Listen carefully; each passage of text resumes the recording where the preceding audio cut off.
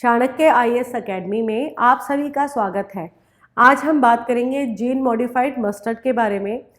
भारत सरकार ने स्वदेशी रूप से विकसित आनुवांशिक रूप से संशोधित सरसों के बीज के लिए एनवायरमेंट क्लियरेंस दे दिया है। नवीनतम निर्णय ने इसकी पहली आनुवांशिक रूप से संशोधित खाद्य फसल के वाणिज्यिक उपयोग का मार्ग प्रशस्त किया है। जीन मॉडिफाइड मस्टर्ड के बारे में बात करें तो जेनेटिक इंजीनियरिंग से जुड़ी पर्यावरण एवं वन मंत्रालय की एक कमेटी ने जीएम मस्टर्ड के बीज तैयार करने और इसकी बुआई से जुड़े परीक्षण करने की इजाज़त दे दी है। इस परीक्षण में यह देखा जाएगा कि जीएम सरसों की वजह से मधुमक्खियों और उन दूसरे कीट पतंगों को कोई नुकसान तो नहीं होगा जो परागण में मदद करते हैं। यह इजाज़त इस मायने में अहम है कि इससे भारत में तैयार की गई पहली ट्रांसजेनिक हाइब्रिड मस्टर्ड यानी जीएम मस्टर्ड की खेती का रास्ता खुल सकता है।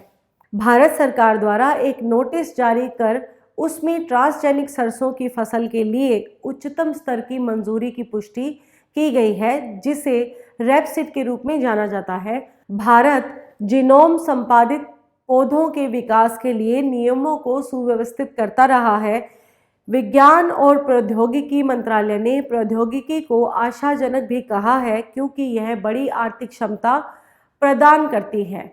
जीन संशोधित सरसों के महत्व की अगर बात करें तो भारत के कई वैज्ञानिकों और कृषि विशेषज्ञों ने भी जीन संशोधित फसलों की तेजी से निकासी का आह्वान किया है, क्योंकि तेजी से शहरीकरण और अनिश्चित मौसम के कारण बदलते भारत का कृषि क्षेत्र सिकुड़ रहा है। इससे चावल और गेहूं जैसे मुख्य खाद्यान्नों के उत्पादन को भी खतरा बढ़ा है। हालांकि कुछ रूढ़िवादी राजनेता और वकालत करने वाले समूह इस विश्वास के साथ प्रयोगशाला परिवर्तित फसलों का विरोध कर रहे हैं, क्योंकि जीन संशोधित फसलें खाद्य सुरक्षा और जैव विविधता से समझौता कर सकती हैं और यह फसल भविष्य में स्वास्थ्य के लिए खतरा भी पैदा कर सकती हैं। भारत विश्व में खाद्य तेलों का सबसे बड़ा आयातक है, जिस पर देश सालाना दसियों अरब डॉलर खर्च करता है। देश अर्जेंटीना, इंडोनेशिया, ब्राज़ील, रूस, मलेशिया और यूक्रेन से अपनी मांग का 70% से अधिक पूरा करता है। जीएम सरसों पर पर्यावरण मंत्रालय की कमेटी ने क्या किया है? तो पर्यावरण मंत्रालय की कमेटी ने सलाह दी है कि जीएम सरसों DMH11 का बीज तैयार किया जा सकता है। यह जीएम सरसों की खेती शुरू करने से पहले का एक अहम कदम है। कमेटी ने DMH11 की हाइब्रिड वैरायटी बनाने की सलाह दी है। अब यह भी देखा जा सकेगा कि DMH11 पर सरसों की फसल में लगने वाली स्टेम रॉट, फंगस और दूसरी बीमारियों का असर होता है या नहीं। जीएम तकनीक की अगर बात करें तो जीएम यानी जेनेटिक मॉडिफाइड एक वैज्ञानिक तकनीक है। कृषि में इसका इस्तेमाल उन्नत किस्मों के विकास के लिए किया जा रहा है। यह किस्म जलवायु परिवर्तन के दुष्परिणामों के बीच भी बेहतर उत्पादन देती है। विशेषज्ञों की माने तो जीएम तकनीक में जीवों और पौधों के डीएनए को अप्राकृतिक रूप से बदल दिया जाता है। इस वैज्ञानिक प्रक्रिया में वनस्पति का जीन निकालकर दूसरे में ट्रांसफर किया जाता है। जीएम सरसों में भी कुछ ऐसे ही प्रयोग किए गए हैं। सरसों के फूल में स्वपरागण रोककर नर नपुंसकता पैदा की गई है। इसके बाद हवा, तितली, मधुमक्खी और जीवांशों के परागण से धारा मस्टर्ड 11 सरसों तैयार हुई है। इसी तकनीक से बीटी कपास को भी तैयार किया गया है, जिसे साल 2022 में मंजूरी मिली थी।